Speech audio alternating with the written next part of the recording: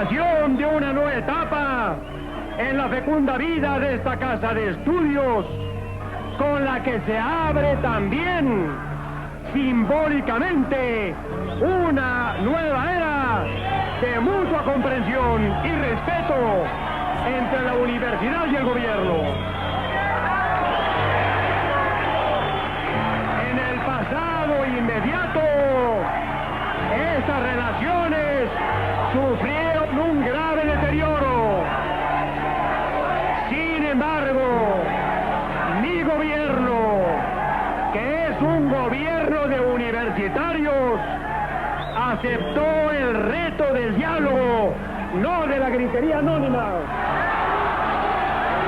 Declaro inaugurados los cursos lectivos de 1975 de la Universidad Nacional Autónoma de México. ¡Vámonos!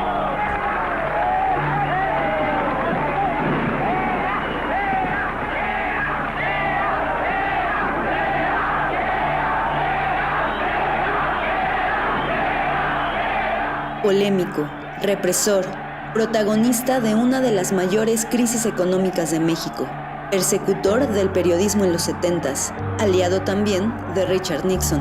Es Luis Echeverría, el expresidente más longevo en la historia de nuestro país.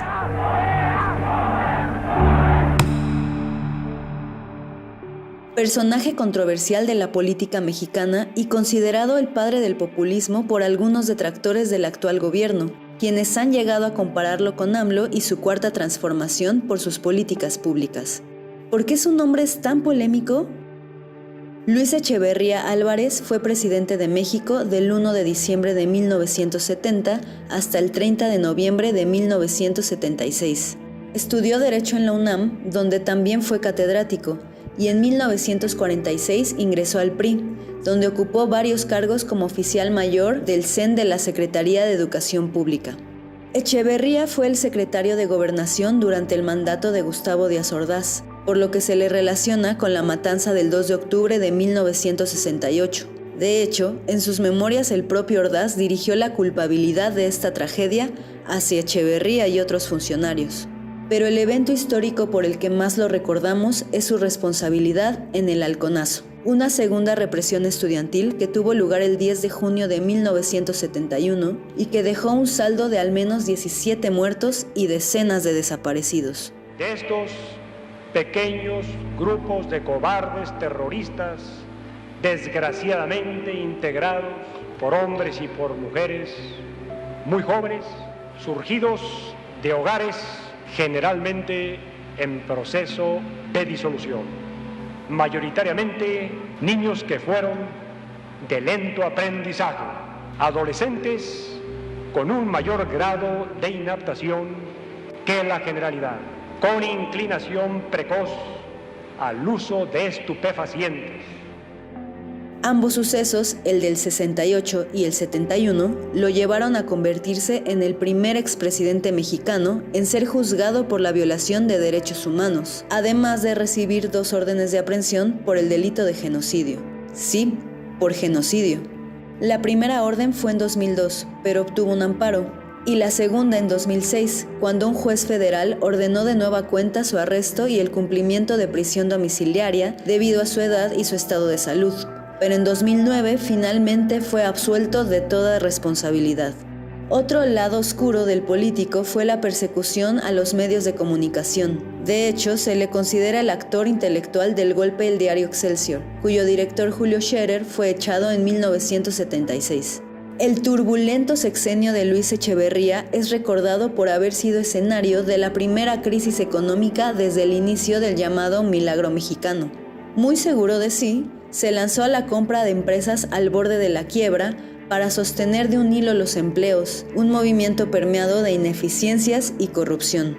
En ese entonces la inflación se disparó por los cielos y la deuda externa aumentó de forma exorbitante. Por si fuera poco, había una crisis internacional provocada por la escasez de petróleo, que aumentó el gasto público de forma considerable, con papel moneda sin valor y acumulando más deuda. ¿Y qué quedó de su sexenio? ¿Qué fue de él después de su mandato? Bueno, no todo fue caos y malas noticias. También durante su gestión, Echeverría creó el CONACYT y el CONAFE. Asimismo, creó el Colegio de Bachilleres y la Universidad Autónoma Metropolitana, también el FONATUR, la Profeco y el INACYPE, entre otras instituciones. Además, muy irónicamente y en contraste con la inflación, durante su gestión la economía mexicana creció a un nivel de 6.1%. Promovió el desarrollo de puertos marítimos como Puerto Madero y Lázaro Cárdenas y creó el Infonavit. Y más extraño aún, a pesar de su perfil claramente autoritario, Echeverría fue un ferviente promotor de la solidaridad con las víctimas de la dictadura chilena y tuvo un gobierno muy cercano a otros presidentes de América Latina como Salvador Allende en Chile y Carlos Andrés Pérez en Venezuela, con quien promovió en 1975 la fundación del Sistema Económico Latinoamericano. Tras dejar la presidencia, Echeverría se mantuvo activo en la administración pública como embajador de México ante la UNESCO en París hasta 1979 y como representante diplomático itinerante en Australia y Nueva Zelanda. Y todavía, entre la agitada vida de la esfera política y los altibajos, el expresidente tuvo tiempo de tener 8 hijos, además de 19 nietos y 14 bisnietos, junto con su esposa María Esther Zuno Arce.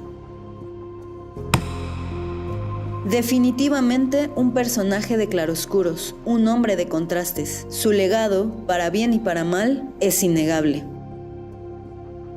¿Y tú, conocías todos estos datos? ¿Qué opinas de lo que dejó tras de él? Dinos qué piensas en los comentarios y no olvides suscribirte a Ruido en la Red.